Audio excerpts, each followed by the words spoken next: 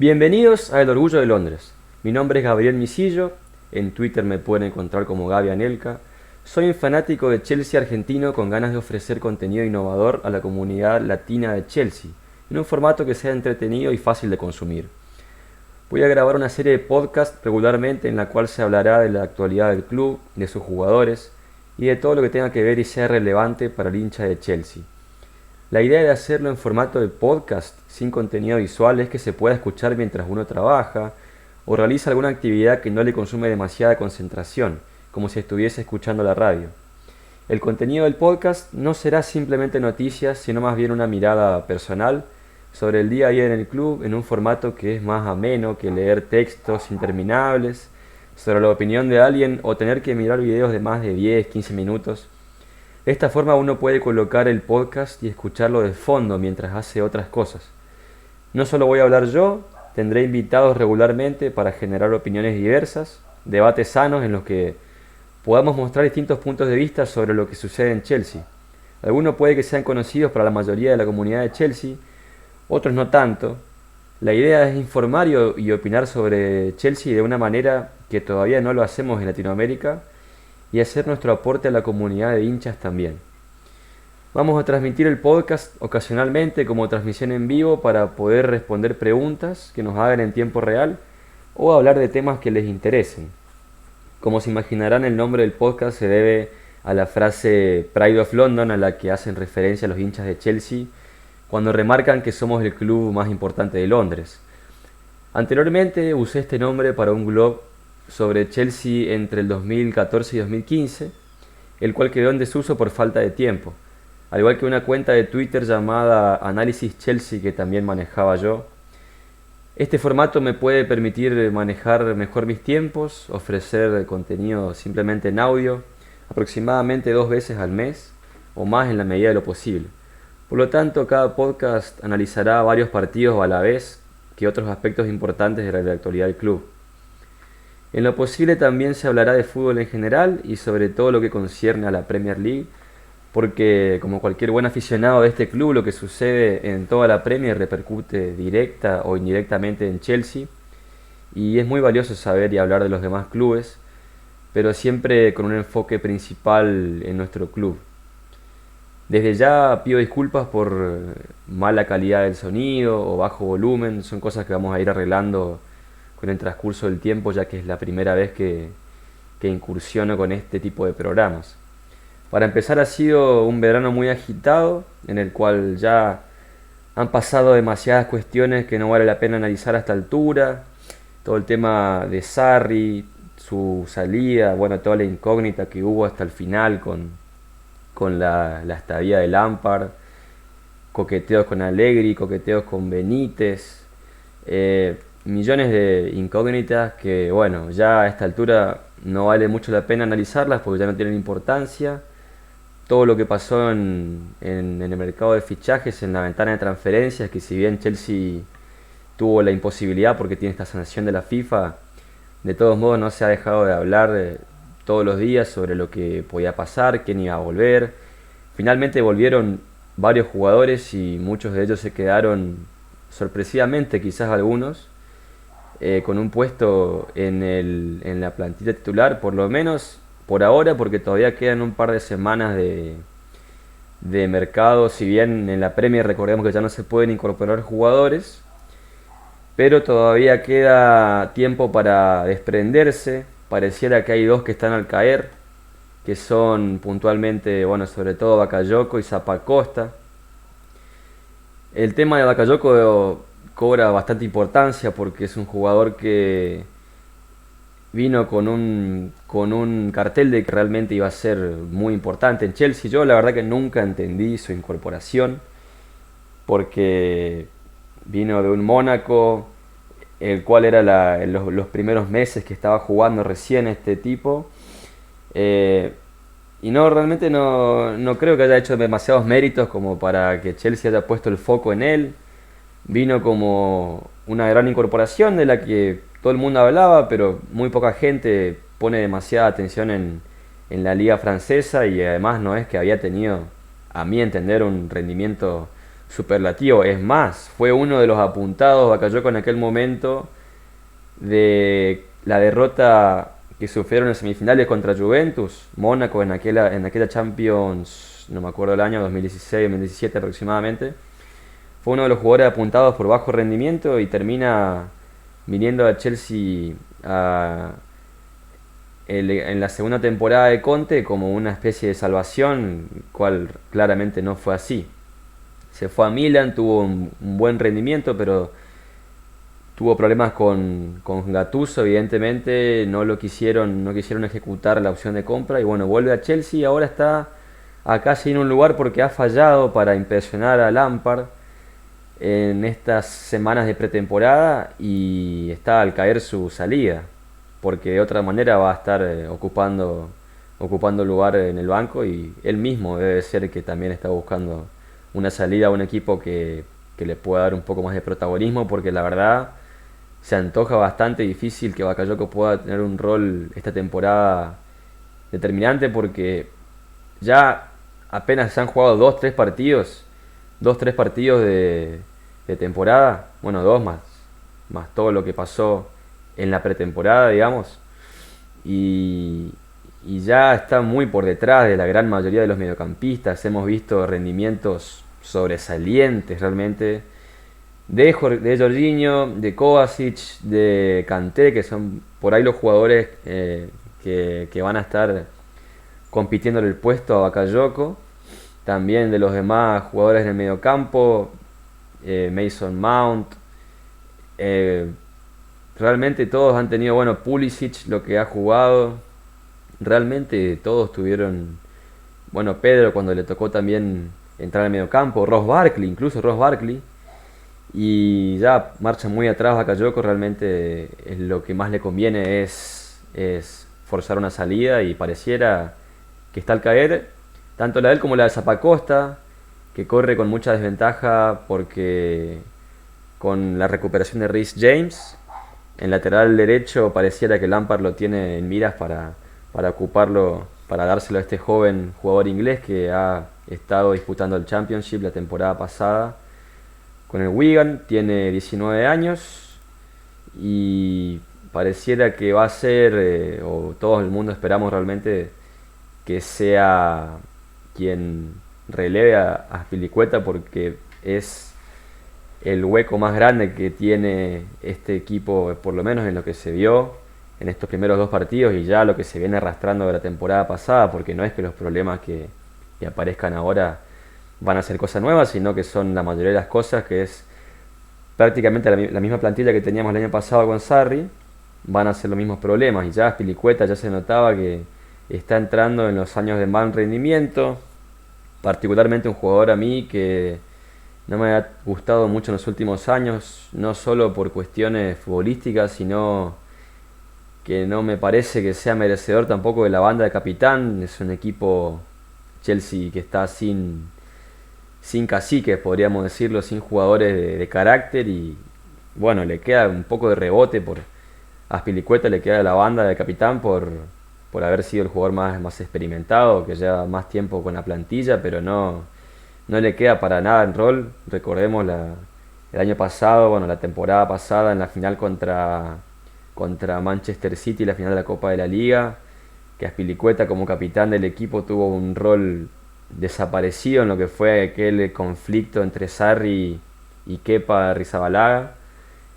que no tuvo ningún, digamos, como capitán, no fue capaz de interceder allí o de hacer, por ejemplo, si el técnico tenía la intención de sacar a Kepa de la cancha, más allá de lo que Kepa quiera o no quiera hacer, Azpilicueta como capitán debería haberlo ido agarrado de la oreja, encima que son compatriotas, y decirle, mirá, salí porque el técnico te lo está diciendo que salga, no es una petición. Pero bueno, ese tipo de cuestiones y mucha falta de carácter y presencia para mí como para ser capitán de Chelsea. Le queda muy grande llevar la misma cinta que llevó Terry, que llevó Lampard. Se entiende el punto, es demasiado para un jugador como Azpilicueta. Entonces Reece James pareciera que una vez que esté más recuperado de su lesión va a tener un protagonismo en Chelsea y eso es lo que Lampard está preparando para él, seguramente.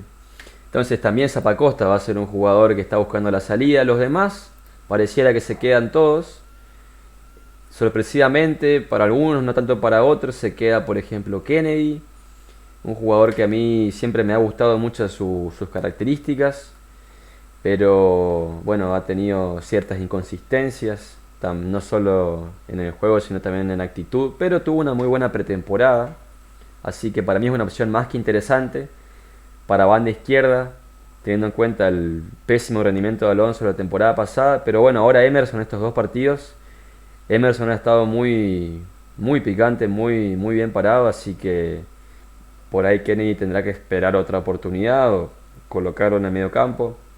Es una opción más para Lampard y eso nunca hay que despreciarlo. Una opción más y más en el momento en que está Chelsea con una plantilla tan corta, en lo que es jugadores a los que estamos acostumbrados en Chelsea, ¿no es cierto? Jugadores con experiencia, jugadores con calidad. Chelsea tiene una plantilla que se ha quedado sin jugadores estrella. Vemos la plantilla, bueno, otro que quedó en el equipo fue Billy Gilmour, este chico escocés de 18 años que tiene mucho potencial, pero uno ve la plantilla de Chelsea y entre jugadores que están ya en el ocaso de su rendimiento, entre jugadores que están en el inicio más precoz de su carrera, con todo por demostrar, pero todavía sin afianzarse, cuesta mucho encontrar jugadores que estén que uno pueda embanderar como los íconos de Chelsea dentro de la cancha.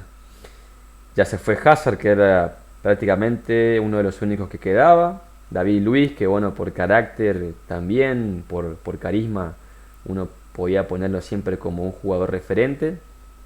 ¿Qué quedó? Kanté, a mi entender, Kanté y Jorginho, por ahí, bueno, para aquellos que valoramos siempre su trabajo, obviamente va a ser mucho más sencillo darle este rótulo de estrella de Chelsea, pero bueno, para mí Jorginho está llamado a ser el, el capitán del equipo también y un jugador muy importante en Chelsea. Si es que ya lo viene siendo claramente, pero también se está empezando a comprar a la afición, tardó bastante en tragárselo. Pero bueno, Kanté, Jorginho y poco más. Tenemos jugadores después en momentos muy incipientes de su carrera. Bueno, Christensen, Kepa, todavía tienen mucho para demostrar. Ross Barkley, jugadores que están allí buscando una oportunidad de despegar. William, Pedro están en el ocaso. Loftus-Cheek, Hudson-Odoi, que son jugadores que son muy esperanzadores, pero todavía no tienen nada demostrado. Souma tiene todo por demostrar todavía. Entonces es un equipo que está quedando, no es una plantilla a la que estemos acostumbrados en Chelsea. Uno recuerda obviamente otros años, no es para ser demasiado autodestructivo, pero recuerda tiempos en los que tenés figuras en todas las líneas y ahora es muy difícil encontrar una figura. Realmente creo que la única figura de nivel top mundial comprobado es Kanté, porque los demás tienen todo por demostrar todavía. Claramente hay muchos que pueden ser figuras a nivel mundial en el futuro, pero que no lo son. Claro que claramente no lo son todavía, ni siquiera Jorginho, solamente Kanté. Entonces, bueno, Kanté queda un poco ahí como el jugador insignia de un equipo que está mermado de sus mejores épocas. Y aún así, ya hablando de lo que pasó en la temporada, van dos partidos. Era realmente una incógnita lo que iba a pasar en el debut frente al United y sobre todo en la Supercopa frente a Liverpool. No estaba ni siquiera muy seguro hasta hace pocos días atrás el planteo que se iba a utilizar porque Lampard en Derby County utilizaba un 4-2-3-1, pero parecía utilizar como un 4-3-3 contra Liverpool por momentos. Entonces también bueno, demuestra Frankie que va a ser un tipo que no se va a encerrar en su idea y está dispuesto a probar diferentes alternativas, lo cual bueno, es un plus con respecto a una de las cosas malas que tenía Sarri. Yo siempre fui un gran defensor de Sarri, pero sin duda que era su terquedad, digamos, y su aferrarse a sus métodos y no cambiar nunca el libreto era un problema innegable que tenía. Entonces, bueno, primer partido de la temporada frente al United en Old Trafford, nada más y nada menos que frente al Manchester United. Chelsea salió con Tammy Abraham en punta, con Mason Mount, bastantes sorpresas. Souma y Christensen en saga, todo lo demás bastante previsible. Alonso borrado de este inicio de temporada. Y bueno, ya han pasado una semana de este partido. No, unos días. Todavía no llegamos a la semana. Ahora, claro, sí, empezó el domingo pasado y el otro partido fue el miércoles. Pero vimos un partido en el que pareciera que Frankie estaba guardando algunos titulares para el partido contra el Liverpool en la Supercopa. Pero vimos a un Chelsea sorpresivamente muy bien parado, muy ofensivo. No quiero ahondar mucho en esto porque tampoco quiero que se me haga muy largo este primer episodio. Y además es un partido que ya pasó, pero lo que ya todos vimos. Un Chelsea que fue al frente, muy... Un cambio, digamos, Chelsea con Sarri también era ofensivo, pero era demasiado, daba demasiadas vueltas con la pelota, demasiado poco decisivo. Vimos un Chelsea muy frontal, no solo en el hecho de utilizar pases frontales largos, sino frontal en actitud de buscar siempre el arco.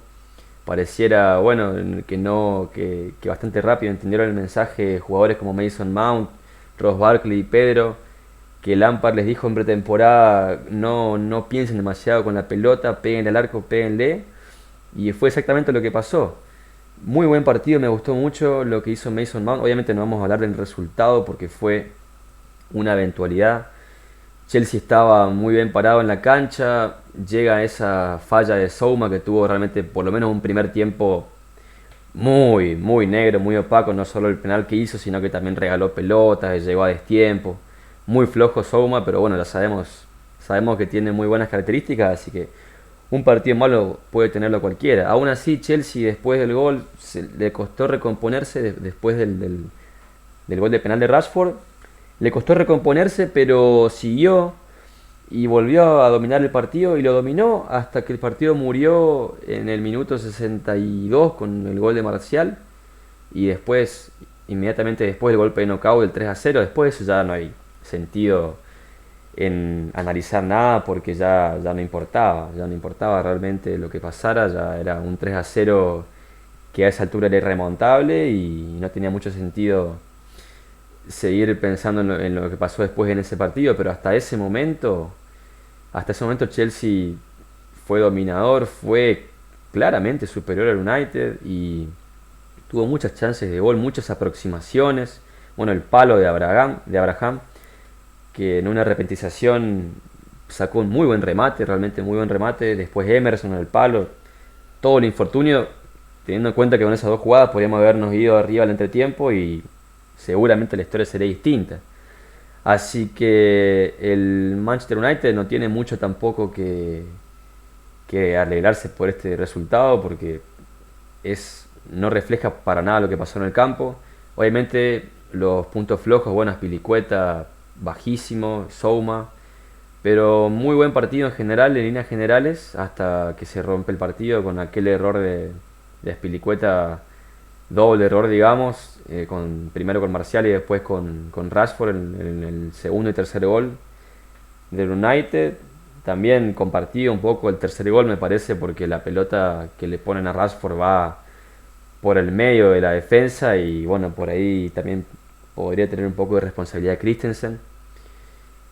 Pero una derrota que no hay que tomarla como algo determinante, sino que el rendimiento fue muy bueno y eso se volvió a ver en el partido frente a Liverpool. Y acá hay que hacer hay que salvar otro, eh, digamos, otro espejismo, porque este partido frente a Liverpool no tenía la misma importancia para ninguno de los dos. Una Supercopa no tiene mucha importancia realmente, y más aún para el ganador de la Champions. Yo creo que el Liverpool es un equipo que está pensando ya en otras cosas y también han jugado un poco sin el pie en el acelerador porque claramente en Estambul no vimos al mejor Liverpool, tampoco vimos al mejor Chelsea. Pero vimos un Chelsea, o sea, es imposible que veamos al mejor Chelsea en el segundo partido de temporada. Pero vimos a un muy buen Chelsea, un equipo muy intenso, que nos ha demostrado, la verdad que ha demostrado cosas que no esperábamos ver quizás tan pronto en la temporada, por todo el cambio de entrenador, por la salida de Hazard. Vimos un Chelsea que se llevó por delante a Liverpool en los 120 minutos. Claramente se lo llevó por delante. Salió con Giroud, salió con Pulisic, salió con Pedro, mediocampo conocido con Kovacic, Jorginho y Kanté. Bueno, Spilicueta nuevamente, Souma y Christensen volvieron a repetir la saga. Esta vez estuvieron mucho mejor. Y bueno, Emerson en el lateral izquierdo. Muchas cosas para recalcar de este partido. Hay infinidad porque fue un partido muy largo, muy intenso, mucha ida y vuelta. Mucha ida y vuelta, mucho rendimiento, pero la gran mayoría de los rendimientos altos se los llevan jugadores de Chelsea. Y hay muchas razones para ilusionarse con este inicio de temporada. Como decía, tenía mucho más para ganar Chelsea que Liverpool, porque al fin y al cabo tenía para ganar Chelsea una Supercopa a la que llega como ganador de Europa League. En tanto Liverpool nada más tenía que defender su título de Champions, que lo que le importa, su prioridad es la Champions y la Premier. Pero bueno, más allá de estas cuestiones de a quién le importaba más el partido, a quién no, se terminó llevando Liverpool por eventualidades, porque también Chelsea erró muchos goles, pero generó mucho ante un rival que está muy sólido hoy en día, sobre todo un rival que en defensa está muy sólido, y Chelsea realmente hizo estragos en Chelsea, hizo estragos en Liverpool, lo hizo Pulisic, lo hizo Pedro, hasta el mismo Kanté lo hizo Mason Mount cuando entró, Kovacic, Jorginho, un partido espectacular, hasta Emerson. Entonces hay muchos motivos para ilusionarse. Yo creo que si siguen en esta misma línea empezarán a caer los resultados y este Chelsea puede llegar a tener un final bastante más feliz de lo que la mayoría estaba esperando para esta temporada. Pero bueno, hay cuestiones que no parecen que tengan mucha solución. Sobre todo yo creo que hay dos puestos que están muy flojos. Tres, si vamos a hilar un poco más fino, los laterales. Y sobre todo el delantero centro, entre Giroud, Abraham y Batshuayi. A mí no son ninguno de los tres de mi gusto. Sé que pueden sacarte del apuro. Y lo han hecho, está claro que lo han hecho alguna vez. Mismo Giroud en el partido en Estambul frente a Liverpool convirtió la chance que tuvo, lo hizo muy bien. Pero bueno, no están al nivel de el tipo de delantero que necesita Chelsea. Abraham no es por haber errado el penal, ni mucho menos, ni tampoco la chance que tuvo al final del partido en el alargue que podría habernos dado la copa, pero no es un jugador cuyas características me convencen demasiado. Se me hace un delantero con muy pocos recursos, un poco tosco y que necesita, como bastante parecido a Giroud también, que necesita esas chances abajo del arco que digamos que no es capaz de provocarse otro tipo de situaciones como si lo han hecho mejores delanteros que tuvimos como Drogba o Costa. Bueno, no es para ponernos melancólicos, pero la verdad. Yo por ahí le daría un poco más de ruedo a Batshuayi porque a Batshuayi lo veo que puede ser la carta que necesita Chelsea ahí como para no desentonar con el mediocampo, que me parece que es el punto más fuerte que tiene Chelsea ahora ahí con Kanté, con Jorginho en un nivel imperial, porque lo que hizo frente a Liverpool fue una locura. Kanté a un nivel impresionante, volviendo de su lesión, la verdad que es un jugador que gracias a Dios, al cielo, a todos los santos que lo seguimos teniendo y ojalá que sea así para siempre. Kovacic a un gran nivel, demostrando también, respaldando la decisión de comprarlo. Mason Mount, un chico que me gusta muchísimo, un chico que le encanta el arco, es muy incisivo, mucha precisión tiene, de hecho que convirtió el gol, que si él no se apuraba no iba a quedar en offside y podríamos haber ganado el partido en tiempo regular. Tuvo una gran definición ahí, ni hablar del penal que patea. impresionante.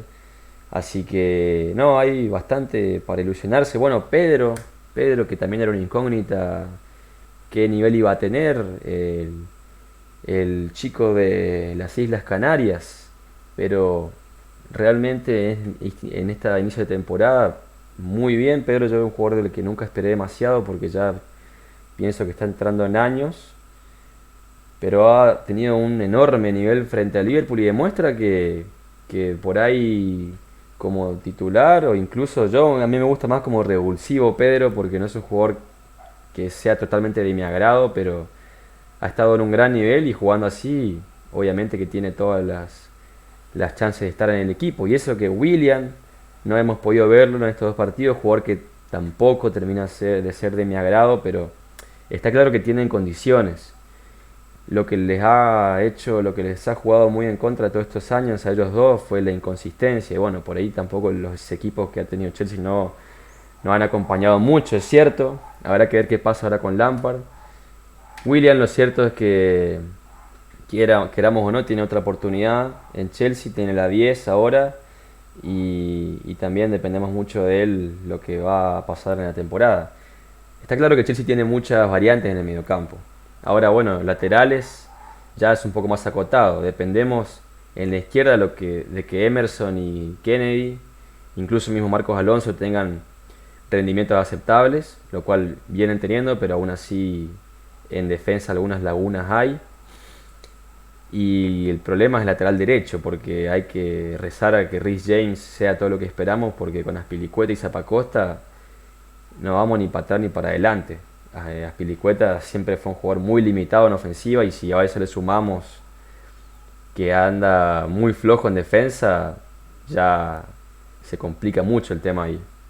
También en la central, con Souma y con Christensen, habrá que ver cómo evolucionan, porque David Luiz, el jugador más experimentado, si bien tenía muchos errores, también tenía sus aciertos y bueno, sin ir más lejos la temporada pasada, inolvidable esa salvada en semifinales contra el Frankfurt, que termina finalmente dándonos la oportunidad de jugar de ganar la Europa League y de jugar esta Supercopa.